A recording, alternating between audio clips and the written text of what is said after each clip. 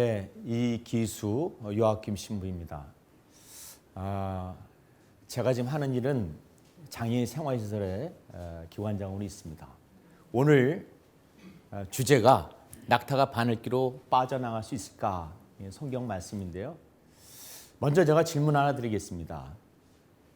명성황후가 세자하고 대화하는 장면입니다. 명성황후가 세자한테 세자 오늘 교육을 좀 잘 받으셨습니까? 그랬더니 세자가 예 오늘 공부 많이 했습니다. 그래요. 제가 오늘 세자한테 좀 질문을 해야 되겠습니다. 네 어마마마 하문하시옵소서. 그러면서 명성황후가 세자한테 질문을 던집니다. 도둑이 둘이 있는데 첫 번째 도둑은 자기가 무엇이 잘못한 것을 알면서 훔치는 도둑이 있고 두 번째 도둑은 자기가 잘못하는 것을 모르면서 훔치는 도둑이 있습니다. 두 도둑 중에 어느 도둑이 나쁜 도둑입니까? 하고 물어봤어요. 세자가 대답을 합니다. 여러분들이 이제 세자가 돼서 대답해 줘야 됩니다. 세자, 어떻게 첫 번째 도둑입니까? 두 번째 도둑입니까? 두 번째 도둑. 첫 번째는 알면서 훔치는 도둑이고 두 번째는 자기가 잘못이라는 것을 모르면서 훔치는 도둑이다. 두 번째라고 그랬습니다. 두 번째. 이쪽 세자는 어떻습니까? 첫 번째. 네. 다 같이 한번 생각해 보십시오. 첫 번째 도둑이 잘못됐다고 생각하시면 손 한번 들어보십시오. 두 번째 도둑이 문제가 있다는 사람. 네. 세자가 그랬어요. 첫 번째 도둑입니다. 그랬더니 명성황후가 하신 말씀이 틀렸습니다. 그러는 거예요. 공자께서 말씀하시기를 무엇이 잘못하면서 훔치는 도둑은 알기 때문에 고쳐줄 수 있지만 모르면서 훔치는 도둑은 무지하기 때문에 답이 없다. 그랬습니다. 그만큼 지식인들이 알고 깨우치고 이 세상에 해결해 나가야 될 숙제가 많은데 무지한 것도 탓이라는 얘기죠. 성경 말씀에 보면은 예수님이 그런 말씀하셨습니다. 십자가를 지고 갈 때 아버지 저들은 저들이 하는 일을 모르고 있습니다. 그들을 용서해 주십시오 그랬어요. 모르는 것도 죄입니다. 그런데 사실 성경에서는 충성스러운 종과 불충한 종에 대한 비유의 말씀하십니다. 알면서 잘못한 사람은 매를 맞을 때 많이 맞을 것이고 잘못하면서 잘못한 사람은 매 맞을 만한 일을 했을 때 덜 맞을 것이다 그랬습니다. 많이 맞고 덜 맞는 장소가 어디냐? 우리는 이제 그걸 연옥이라고 그러는데 정화의 과정이 있다고 봅니다. 그래서 우리가 지식인들이 우리나라에서 지금 적폐청산은 이루어지고 있는데 과연 아는 사람이 얼마만큼 책임을 지고 이 사회를 끌고 가느냐 그 문제에 대해서 정말 책임이 있는 답이 나와야 된다고 좀 봅니다. 이 성경 말씀을 좀 배경을 보면은 어느 재산을 많이 가진 금수저인 그 청년이 예수님을 따라 나섭니다. 그런데 예수님께서는 그 청년을 보니까 가진 게 너무 많아요. 그래서 그거를 던지고 오라고 그랬습니다. 그런데 본인은 그 많은 것을 던지고 갈 수가 없기 때문에 돌아섰어요. 그러면서 하신 말씀이 부자가 하늘나라에 가는 것보다 낙타가 바늘기로 가는 게 더 낫다고 그랬습니다. 이 말을 잘 생각해 보면은 부자이기 때문에 하늘나라를 가기 어려운 거냐? 반대로 가난한 사람은 가기 쉽다는 얘기냐? 그건 아닙니다. 많이 가졌건 적게 가졌건 그게 문제가 아니라 네가 그것을 어떤 마음으로 나누고 하느냐는데 예수님께 제자가 된다는 특별한 조건은 헌신입니다. 그래서 푸어라는 가난이라는 얘기인데 가난에는 어떤 방법으로 가난을 보느냐가 두 가지 관점이 있어요.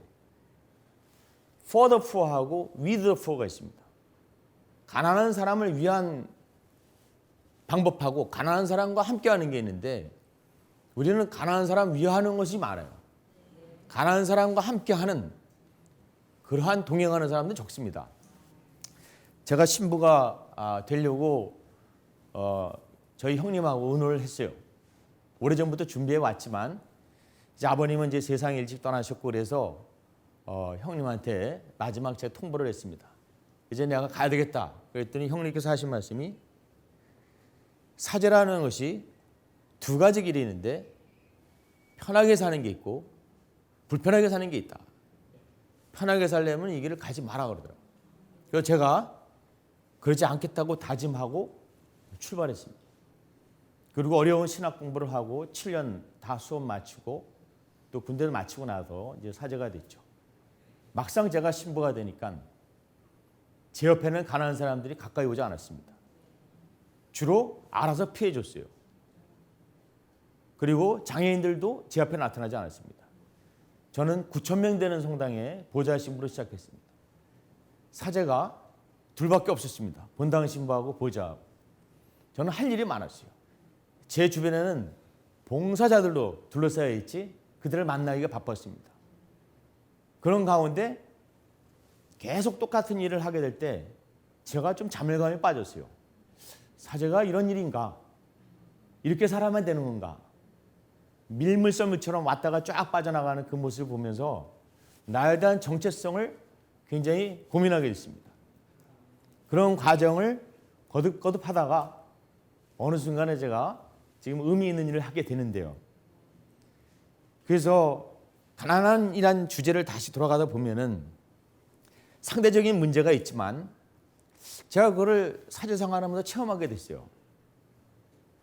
분당에서 보좌 생활을 할 때인데 23평, 뭐 20평, 17평 이런 아파트에 들어가면 문을 잘 열어줘요. 근데 평수가 클수록 마음의 문이 2개가 3개 된다는 걸 알았어요. 근데 반대로 한번 생각해 보십시오. 강남에서 아주 20평에 살다가 분당에 오면 좀 넓게 살 수가 있습니다. 그러면 강남에서 적은 평수에 살았던 사람은 마음의 문을 잘 엽니다. 근데 환경이 바뀌고 나면은 좀 넓은 평수로 하는데 마음의 문을 그렇게 열까? 저는 그렇지 않다는 걸 알았습니다. 분당권에서 적어도 보편적으로 사는 사람들이 좀 더 밑으로 내려가면 여유있게 사는 걸 봤어요. 역시 그 사람 집에 가면은 예전의 마음하고 또 다른 방법으로 만나는 것이 쉽지가 않습니다. 그래서 가난이라는 것은 상대적인 거지만 어느 자리에 갔을 때는 이게 자꾸 변하더라고요.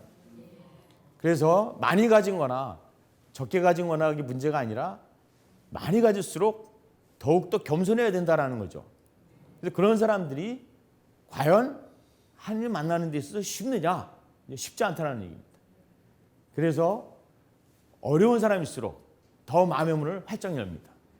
그런 의미에서 이 낙타 입장에서 바늘 볼 게 아니라 바늘구멍으로 낙타를 보는 입장에서 이 세상을 뚫고 그렇게 극복해 가면서 살아가는 사람들이 있다는 것을 제가 오늘 좀 나누고 싶습니다. 죽었다 깨나도 못하는 게 있습니다. 뭘까요? 이 세상에 살면서 죽었다 깨나도 못하는 게 있어요. 그 질문 속에 답이 있습니다. 죽었다 깨나는 건 못해요 원래. 그러니까 인간은 제한된 범위 내에서 초월적인 존재다 그래요. 생과 사는 인간이 마음대로 할 수 없습니다. 그러나 그 모든 것은 할 수 있어요. 그런데 한계가 있는 게 많이 있습니다. 몇 가지 사례를 들어보면은 첫 번째는 죄 안 짓고 사는 거. 이거 불가능합니다. 옛말에 스스로 의인이라는 죄인이 있고 또 죄인이라는 의인이 있다고 그랬습니다. 제 주변에 외짝교 신자를 만나면은 그분들이 저한테 하신 말씀이 배우자도 좀 나오게 좀 인도하시죠 그러면은 하신 말씀이 있어요.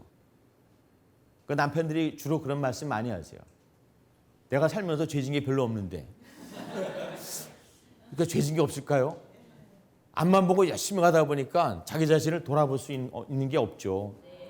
근데 주변에 또 나이 드신 어르신들 보면은 뭔가 그렇게 열심히 하세요.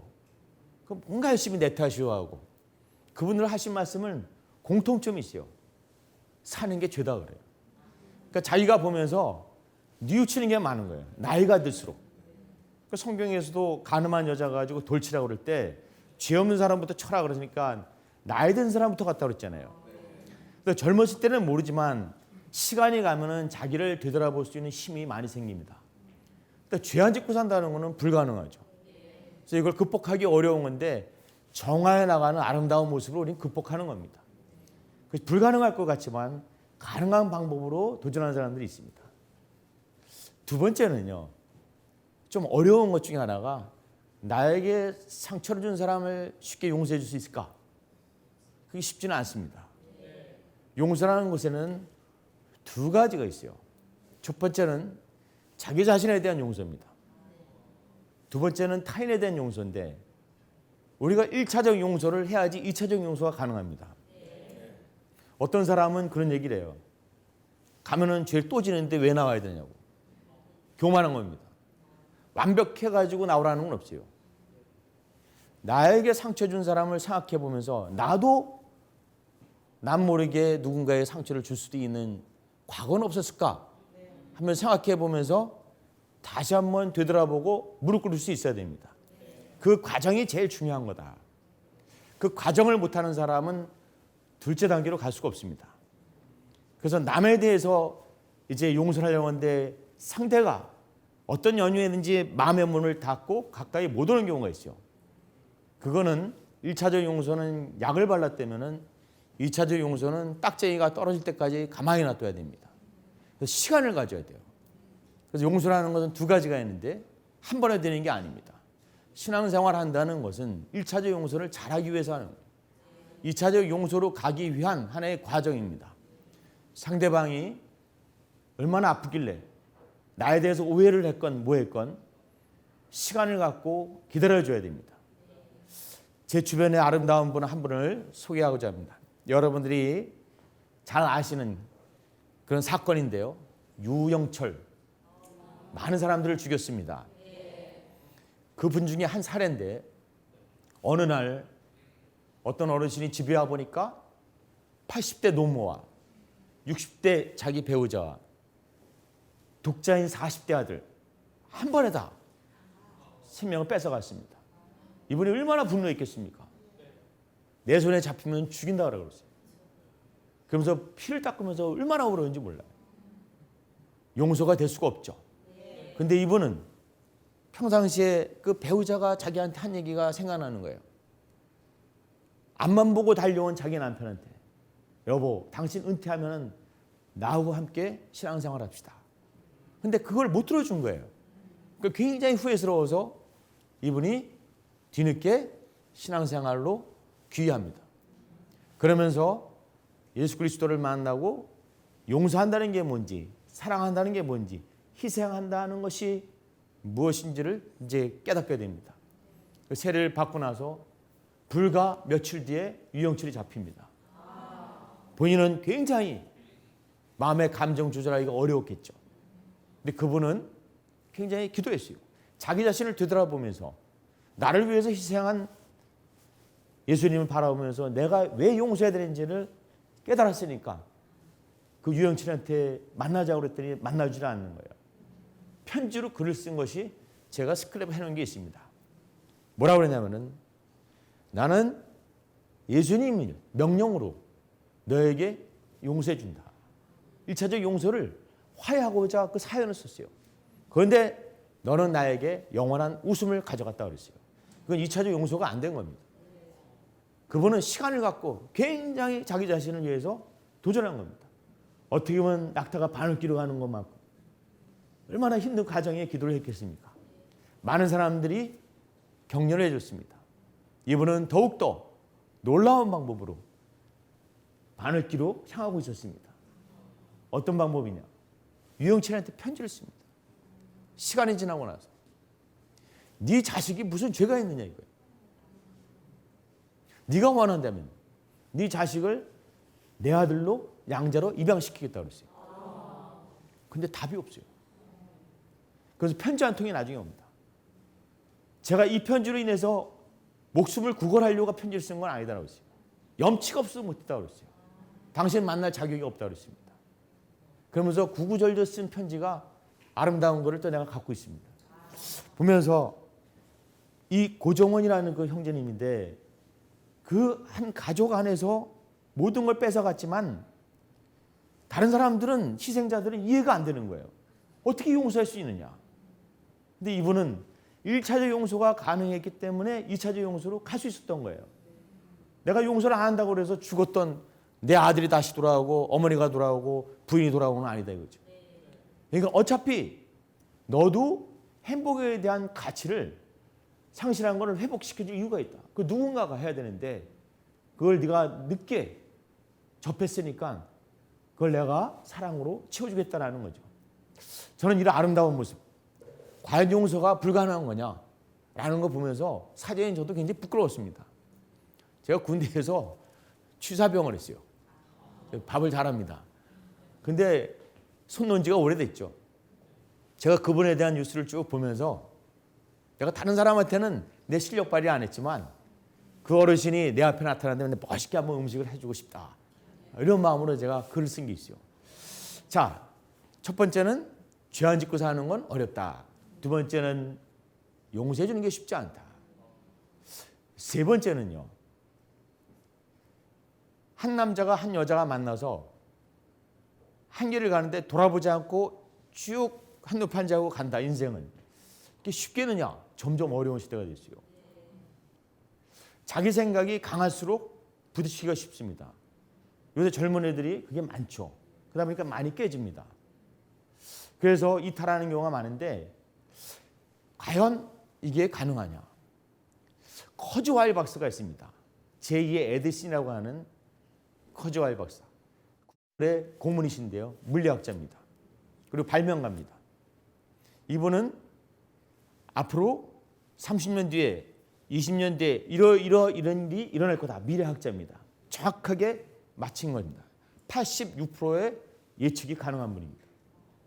이분이 2029년 되면은 인간은 컴퓨터와 농담하는 컴퓨터가 나온다고 했습니다.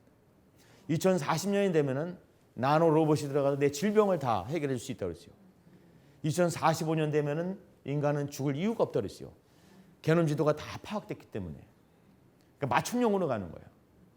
혹시 2045년도에 저하고 내 손잡벌 되는 그 친구들이 나와서 만나가지고 요새 건강이 어떠시냐고 저한테 묻는다면 요새 간이 안 좋아, 장이 안 좋아 하면은 이번에 생일 선물로 간 바꿔드릴까요? 이럴 날이 반드시 온다는 얘기입니다. 과연 그게 행복일까? 저는 한번 생각해 봤습니다. 근데 그분이 뭐라고 그러냐면은 인간 수명이 120살 되면은 전 세계 인구의 모든 통계 가정에 2번 반 결혼한다고 그랬습니다. 2번 반 이혼한다는 거죠. 한 남자 한 여자를 보고 90년 100년을 못 산다는 거예요. 근데 그렇게만 생각하는 게 아니라 이 통계를 넘어서 또 아름답게 사는 사람이 있을 거다 이겁니다. 과연 낙타가 바늘길로 가는 그런 부부들이 있을 겁니다. 용서가 불가능한 게 아니라 가능한 그분처럼 그걸 아름답게 이 세상을 극복해 나가는 분이 계실 겁니다. 이 세 번째 걸 말씀드리고 네 번째 사례 하나만 더 말씀드리고 넘어가겠습니다. 네 번째는요. 장애자인데 제가 장애자를 쭉 보니까는 시각장애, 청각장애, 지체장애, 발달장애 이 네 부류를 볼 수 있는데 다 먹고 살아요. 시각장애 먹고 삽니다. 청각장애 먹고 삽니다. 지체장애 먹고 살 수 있습니다. 발달장애 이건 답이 없어요. 이거 누군가가 특별히 도와줘야 됩니다. 발달장애가 우리나라가 20만 명이 있는데 이 중에서 2만 명이 자폐입니다. 20만 명 중에서 2만 명이 시설이 좋건 안 좋건 들어가 삽니다. 나머지 18만 명이 갈 데가 없습니다.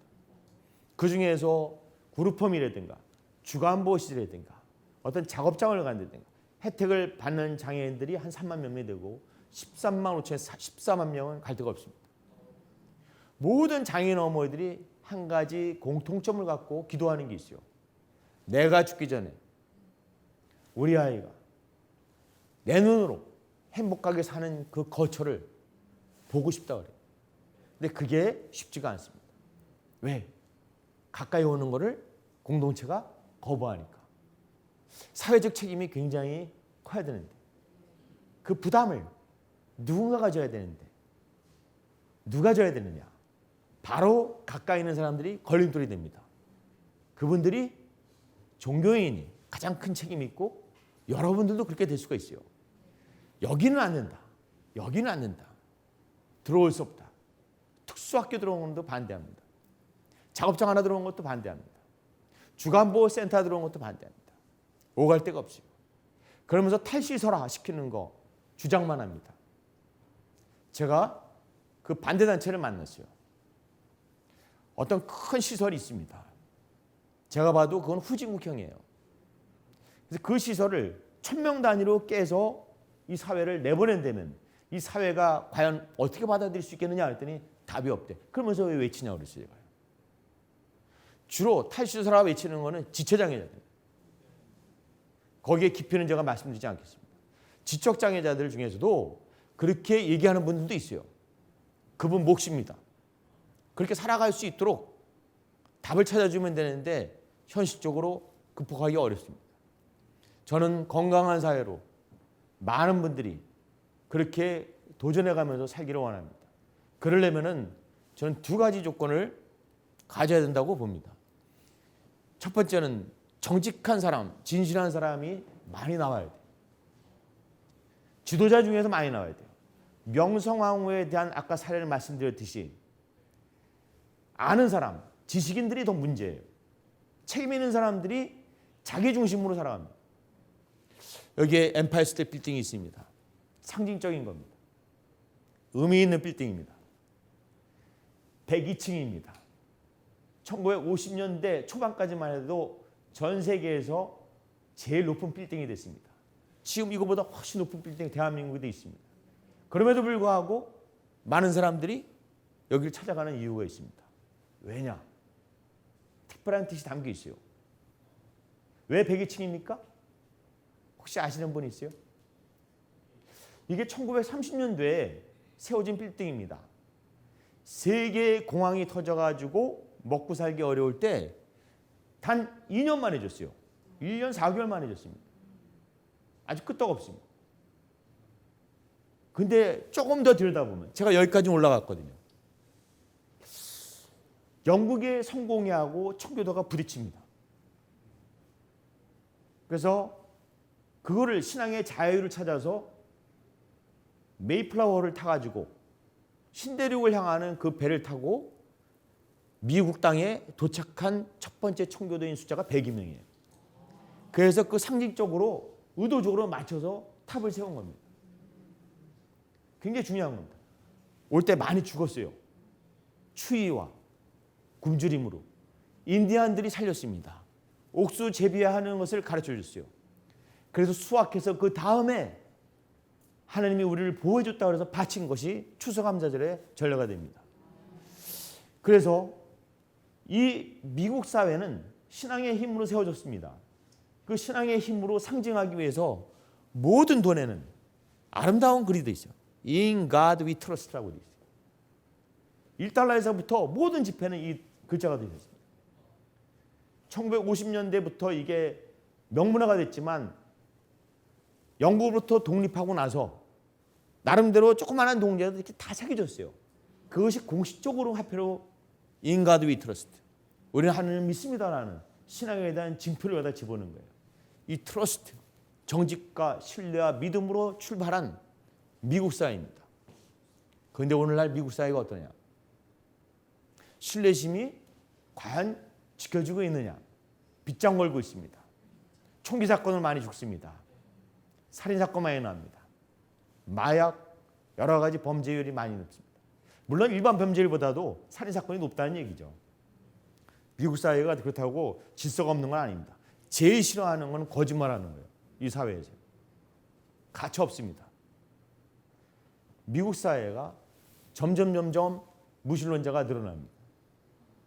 그리고 미국 사회의 지금 70%가 매년 팍팍 주는데요. 캐톨릭하고 프로테스탄트가 합해서 70%입니다. 미국의 음식이 바뀌고 있어요. 멕시칸에서 올라오니까 멕시칸 음식으로 바뀌고 있습니다. 멕시칸은 카톨릭 국가죠. 그럼에도 불구하고 젊은 층은 점점 신앙을 등지고 있습니다. 그 이유가 뭘까? 한번 생각해 보셔야 돼요. 그래서 제가 나름대로 한번 우리나라 사회는 어떤가 한번 좀 보겠습니다. 법무부의 어떤 관계자를 통해서 제가 이 책 한 권을 얻게 됐습니다. 범죄백서입니다. 이 범죄백서라는 책 안에는 각 종교인들이 무슨 죄를 졌나라는 게 낱낱이 조사되고 기록되어 있습니다. 형사범죄 대상자 어느 종교가 몇 명당 하나 이미 다 드러난 겁니다. 다 드러나 있어요. 자, 우리나라의 통계청에 의하면은 대한민국의 48%, 즉 50%는 신앙을 갖고 있습니다. 불교건, 카톨릭이건, 개신교건 다 갖고 있어요. 50%는 신앙이 없습니다. 근데 이 사례를 보면은 대한민국의 수용인들 중에 85%가 종교인입니다. 어떻게 주여 주여 한다고 다 하늘나라 가는 건 아니지만 예수님 말씀처럼 더 정직하고 신뢰하고 더 아름답게 살아야 될 그들이 왜 이런 죄를 짓고 사는가? 왜 정화가 안 되는가? 이건 기성 종교에 대한 경고입니다. 여기는 for the poor하고 with the poor 했을 때 무늬만 poor예요. with하고는 관계가 없습니다. 함께하는 사목이 아니라 포장만 된 가난에 대한 모습으로 둔갑된 교회 모습으로 가기 때문에 많이 등지는 겁니다. 와닿지가 않은 거예요. 기성종교에 대한 책임이 크다라는 거죠. 기성종교가 책임을 다하지 못할 때는 자꾸 이상한 종교가 나옵니다. 나라가 어수선할수록 은어가 많이 나오게 돼 있어요.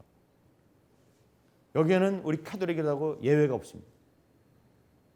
그래서 교회가 사회를 걱정하는 게 아니라 사회가 교회를 걱정하는 이상한 현상이 생겼어요.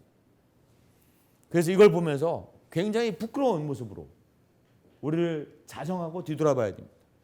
정직하고 진실한 사람이 많이 지식인들한테 나올 때 이 사회는 건강해집니다. 적폐청산을 하고 있어요.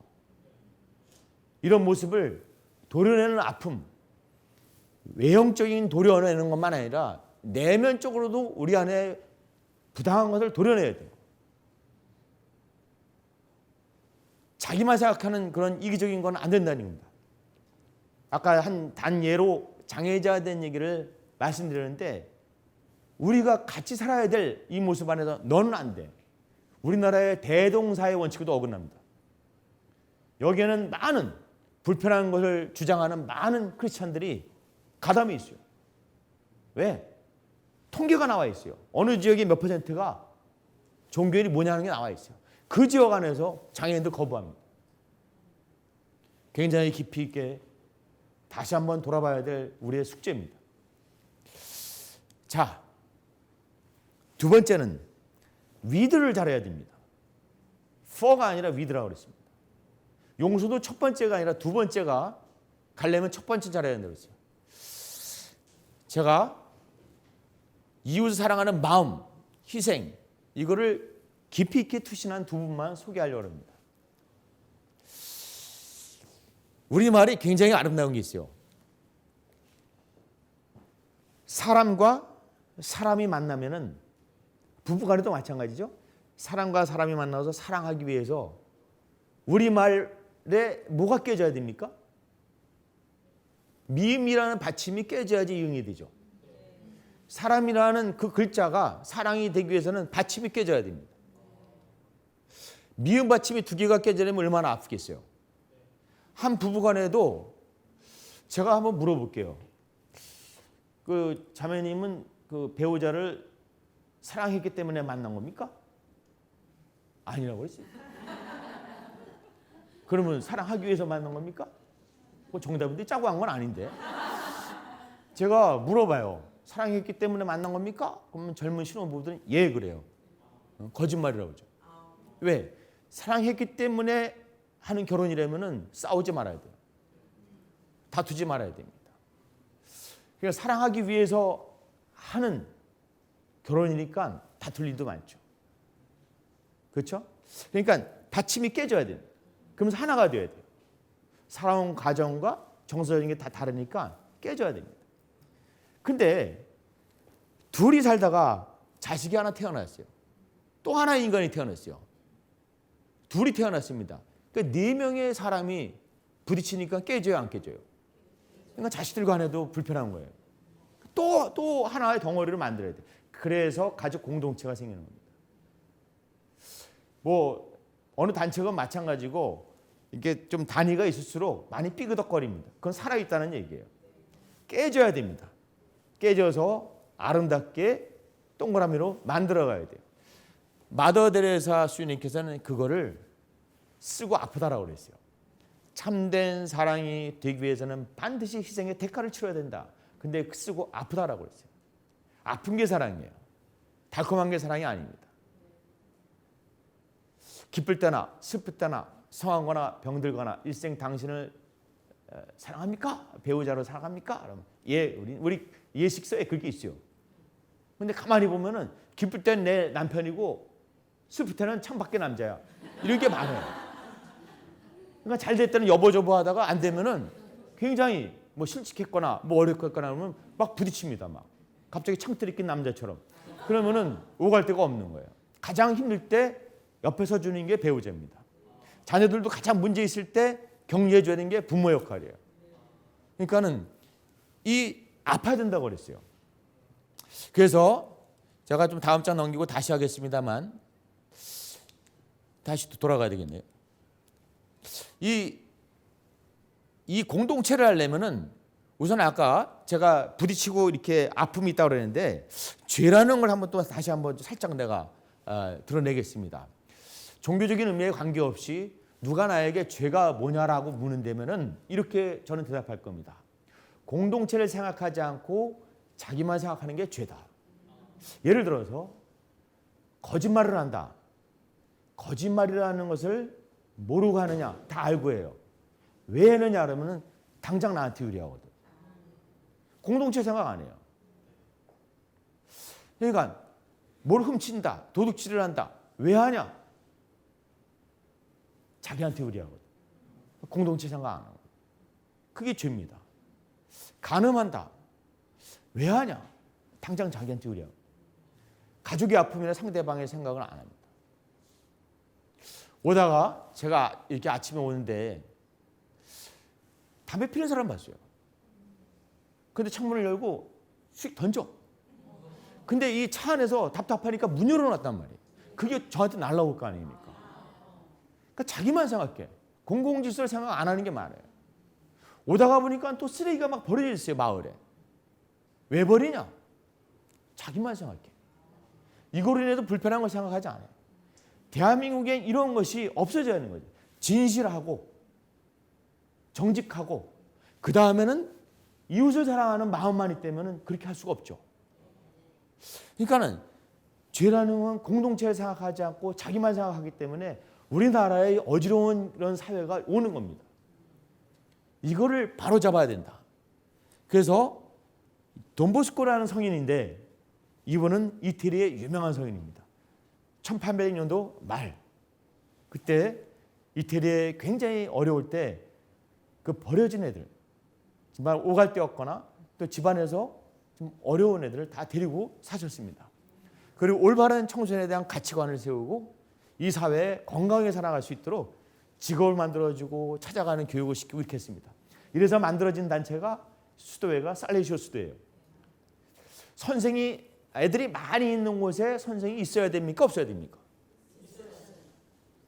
이분은 거기에 있을 필요가 없다고 그랬어요. 거기에 문제가 없다고 그랬습니다. 외따로 있는 곳, 혼자 있는 곳, 그늘진 곳, 거기에 선생이 있어야 된다고 그랬어요. 그게 100년 전에 하신 말씀이에요. 이 사회는 외따로 있는 곳, 그늘진 곳, 혼자서 있는 곳, 거기에 가져야 돼요. 사회 복지가 뭐냐면 복복자 머물지가 합성된 단어입니다. 그곳에 행복이 있게끔 만들어야 돼요. 그래서 우리 사회에 소외되고 그늘진 곳을 찾아가줘야 돼요. 송파에 새 모녀 사건이 있었죠. 굶어서 이런 게 있어서는 안 되죠. 우리 사회의 무관심 굉장히 큰 문제입니다. 마더 데레사 수녀님께서 이런 말씀하셨어요. 이 세상의 모든 고통을 해결해 줄 수 있다. 집 없는 고통, 배고픔의 고통, 전쟁으로 인한 고통 다 해결해 줄 수 있다고 그랬어요. 그런데 단 한 가지는 굉장히 위험하다고 그랬어요. 뭐냐? 아무도 나를 필요로 하지 않는 외로움의 고통은 가장 무섭다고 그랬어요. 거기에 이 성인의 말씀을 대입시켜 보면은 우리는 그 사회에 투신해서 그 옆에 있을 때 이 사회는 건강해지는 겁니다. 어려움은 아니라 낙타가 바늘 끼러 가는 게 거창한 게 아니라 작은 것도 가능한 겁니다. 예를 들어서 자, 이게 신문에 나온 건데요. 2016년도에 나온 겁니다. 미국 플로리다 주립대 풋볼 선수입니다. 미국에는 자선봉사가 있어요. 어떤 운동선수는 뭐 초등학교나 중학교 가서 같이 운동을 나눕니다. 이 선수가 봉사로 왔다가 나누러 왔다가 점심을 먹는데 다들 앉아있는데 혼자 누가 먹는 거예요. 찾아가서 이 트래비스 루돌프라는 사람인데 가서 내가 여기 앉아도 되니? 이름이 뭐니? 그래서 물어본 거예요. 얘가 장애자인 걸 몰랐던 거예요. 그냥 이렇게 친절하게 대하면서 먹고 있는 거를 누군가가 찍었어요. 그리고 그때 올렸어요. 난리 난 겁니다, 이게. 그래서 이 엄마가 너무 감격해서 울었어요. 그걸 보고. 가장 외따로 있고 혼자 있고 그늘진 곳 이런 사회에 한 단편적인 걸 보여주는 건데 그냥 무심코 이 선생은 외로우니까 벗이 되려고 가는데 얘가 그런 병인지 몰랐다는 거예요. 우리 사회는 이러한 곳을 찾아가서 친구가 되어야 됩니다. 그게 사랑이죠. 그게 이웃이죠. 그게 희생이고. 그런데 우리는 이 사회 공동체에서 미국 사회도 한 단편인데 가까이 함께 하진 않아요. 얼마나 힘들겠습니까? 미국도 마찬가지예요. 내가 가보니까 장애인 부모가 내가 죽으면 어떡하지? 이런 고민들을 다 합니다. 보편적인 서비스가 잘 되어 있지만 그렇게 한다는 얘기입니다. 자, 그래서 좀 더 구체적으로 제가 여러 인물들을 꺼내면서 불가능한 게 아니라 가능한 방법으로 접근하는 사람을 나누려고 합니다. 그럼 제가 존경하는 사람들은 스크랩을 하는 습관이 있어요. 취미가 스크랩인데 1번서부터 100번까지 제가 사제생활 하면서 그 리스트를 만들고 있습니다. 중간까지밖에 안 하는데 제가 뭐 유명한 사람, 뭐 거창한 사람, 뭐 프란시스코 교황이라든가 뭐 김수환 총리라든가 이런 분들을 안 넣습니다. 현실적이고 구체적이고 인류 공동체에 투신하는 나하고 가장 맛볼 수 있는 그런 낙타를 타고 오는 사람들을 내가 찾는 겁니다. 그런 가운데 1번이 누굴 것 같아요? 누굴 것 같습니까? 유누스 그라미니 총재입니다. 무하마드 유누스 그라미니. 2002년도에 세계 노벨 평화상 받은 분입니다. 이분을 내가 존경하는 것은 이분을 통해서 내가 장애인의 시설을 줄 때 멋지게 해줬어요. 나중에 제가 소개하겠습니다. 원컨 원치 않건 저를 찾아오는 사람들이 많이 있습니다. 제가 지은 시설은 대한민국에서는 현재 최고입니다. 최선을 다했지만 그게 최고가 됐다는 건 좀 부끄럽지만 제가 그 과정을 나중에 말씀드리겠어요. 이분을 통해서 내가 용기를 얻었습니다. 이때 막 치려고 하고 준비할 때인데 이분이 저소득층을 대상으로 무담보 소액 대출해서 노벨 평화상 받은 분입니다. 자기 조국의 방글라데시의 시타공대에 학과장으로 있으면서 경제학 교수로서 미국에서 박사학위를 받고 강의를 하고 있어요. 이 세상에 대한 경제 흐름과 어떻게 가는 것이 세계에 고통받는 사람들을 끌어내는가 명이론가였습니다. 그런데 막상 자기가 돌아와서 보니까 74년대에 그 강의하고 있을 때 굉장히 그 나라에 어려움이 닥칩니다. 많은 사람들이 죽는 걸 봤어요. 내가 가르치는 게 너무 사치스럽다. 그러면서 이분 부모님이 세공이었습니다. 보석 세공. 그래서 현실에 들어가 봤어요. 그랬더니 여자 하나가 그냥 헐겁게 하루 종일 의자를 만드는 거예요. 그래서 74년도, 5년도에 이 여자가 자기 손에 쥔 거는 2센트밖에 안 됐습니다. 2센트가 얼마나 되겠습니까? 그러니까 놀란 거예요. 그러면 이 재료를 누가 됐느냐? 자기 고용한 사람이 된 거죠. 만약에 자기가 의자를 만들 수 있는 돈을 가지고 했다면은 좀 좋겠지만 돈이 많이 들 거 아닙니까? 그래서 나름대로 그분이 사채업자는 빌리기는 어려우니까 그걸 제공해주고 커미션을 받은 거죠. 그래서 이분이 고민한 거예요. 내가 이 사람을 도울 수는 없을까? 그러면서 생각한 것이 방글라데시 여성들이 너무 빈곤하기 때문에 자기 돈 27달러로 가지고 무담보 수익 시작한 거예요. 그래서 빈민에서 구제해주자. 너무나 존경스럽습니다. 현실에 뛰어드는 거 아주 어렵습니다. 근데 이분을 또 스크랩 하다 보니까 2007년도에 그런 얘기가 있는 거예요. Saving the world with a cup of yogurt. 어떻게 한 컵의 요구르트로 세상을 구원하지? 제가 궁금했어요. 찾아보니까 너무 구체적이에요. 소를 한 마리를 무담보 해준 겁니다. 공짜로. 이 여자는 밥만 먹이면 돼요. 젖자로 오는 사람이 있어요. 그걸 가지고 요구르트를 만드는 겁니다. 근데 이 다농이라는 회사에서 44가지 기술 재료를 공짜로 해줍니다. 근데 이렇게 해서 나온 요구르트가 66원이었어요. 근데 대기업에서 만든 요구르트는 130몇 원이었습니다. 반밖에 안 되는 거예요. 이분이 뭐라고 그러냐면은 내가 만든 요구르트가 저소득층, 영양 결핍된 아이들에게 도움이 되고 이 과정을 통해서 생산되는 일거리가 1,500명이 되는데 이 공장을 50개를 먼저 짓겠다는 얘기입니다. 제가 깜짝 놀랐어요. 정말 구원할 수 있겠구나. 또 그 희망을 갖고 살아가는 이 모습을 내가 모델로 삼고 나도 그렇게 해보겠다. 도전을 하는 거죠. 근데 이 전 세계에 많은 이 은행들이 퍼져 있습니다. 누가 제일 싫어하겠습니까? 기득권을 가진 사람, 대기업 이런 사람 싫어하겠죠. 왜? 많은 사람들이 이쪽으로 몰리니까. 이분이 오해를 많이 받았어요. 그래서 작은 요구르트 하나라도 세상을 구원할 수 있다는 믿음은 누구에게나 통용이 되는 거다. 여러분들도 각자 안에서 그런 희망을 간직할 수 있겠죠.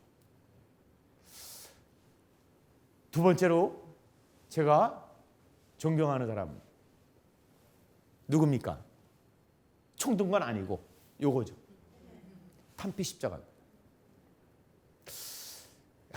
제가 벨기에를 여행 중이었어요. 순례를 하다가 어느 샵에 갔습니다.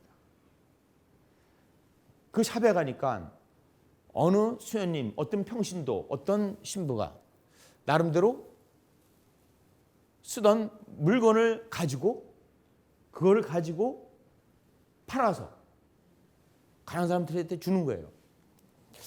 이 독일의 여성 정치가가 아프리카 내전국에 간 거예요. 내전국에 가서 보니까 애들이 소꿉장난하고 있는 거예요. 이거로다가. 야, 너 왜 이거 가지고 하냐? 그러니까 놀 게 없는 거예요. 네 친구 어디 갔니? 소년병으로 팔려가고 여자친구는 성노예로 팔려간 거예요. 네 꿈이 뭐니? 그러니까 공부하는 건데 돈이 없죠. 그래서 고민을 한 겁니다. 어떻게 얘네들을 구원할까? 구제해 줄까? 그래서 이분이 아이디어가 생각난 거예요. 가능하다. 그 엄마한테 가서 재봉틀 하나면은 얘들 교육시키고 먹고 사는데 문제가 없다는 거 알았어요. 재봉틀 하나가 5, 6만 원이었습니다. 약속을 합니다. 너 이 지금 노는 탄알로 십자가를 만들면 2유로 주겠다. 20개만 만들면은 재봉틀 하나 사는 겁니다. 그걸 만든 거를 거기서 팔 때 제가 그걸 싹 쓸어왔어요. 그 중에서 하나가 이겁니다. 어설프게 쓸었어요. 그 다음에 또 갖고 왔어요. 또 갖고. 사람을 죽이는 총알이 사람을 살리는 십자가로 만든 거는 정치인의 머리에서 나온 겁니다. 과연 낙타가 바늘길로 가는 게 불가능할까? 저는 그렇지 않다고 봅니다. 그래서 그건 이런 희망을 갖고 살아갈 수 있도록 해야 되는데 이거는 제가 넘어가겠습니다. 제 얘기를 하고 마무리해야 될 것 같아요. 저는 그래서 장애인 시설하면 되게 안 좋은 생각을 하고 있어요. 잘 먹이겠지. 때리진 않겠지. 이런 나쁜 생각을 하고 있어요. 주교님께서 독일을 많이 다녀오라고 그랬습니다. 독일을 갔다 와서 제가 많은 도네이션을 신자들한테 받으면서 이걸 줬습니다. 그래서 둘다섯이라는 것은 오병이어 기적을 얘기하는 건데요. 그래서 여기는 체육관도 있고 영화관도 있고 그 다음에 승마장도 있습니다. 수영장도 있습니다. 모든 게 다 있습니다. 그래서 하나의 꿈을 내가 그리고 있는 건데 계속 도전할 겁니다. 저는 두 가지 원칙을 했습니다. 첫 번째는 아이를 놓고 올 때 우리 집보다 더 좋아 이렇게 만들어야겠다. 두 번째는 선진국이 없는 걸 해야 되겠다. 그래서 이 지금 미로공원도 있습니다. 그래서 다 담을 수 없어서 이렇게 왔는데 이 안에 들어오면은 행복이라는 가치가 뭔지를 위해서 저는 투신하는 겁니다. 저는 저 나름대로 앞서서 말씀드렸던 그 훌륭한 분들을 내가 모범 답안으로 삼고 저는 하나의 진행형으로 가는 거지 완성형은 아닙니다. 낙타가 바늘귀로 가는 건 가능하냐? 저는 가능하다는 걸 봤어요. 내 마음의 바늘구멍으로 보니까 어마어마한 커다란 비행기도 보이고 낙타도 보이고 모든 것을 다 쓸어 담을 수 있는 건 내 마음의 구멍이지. 물리적으로는 불가능하지만 마음의 바늘구멍으로는 가능하다는 얘기입니다. 그런 희망으로 여러분들 같이 오늘과 내일을 다른 모습으로 달려가기 바랍니다. 시소 있죠? 시소가 뭡니까? 보고 보았다라는 얘기입니다. 영어입니다. 오늘의 나는 내일의 나를 볼 수 있어야 되고 내일은 오늘을 볼 수 있는 시소 게임을 계속 진행해 나가기를 바랍니다. 감사합니다.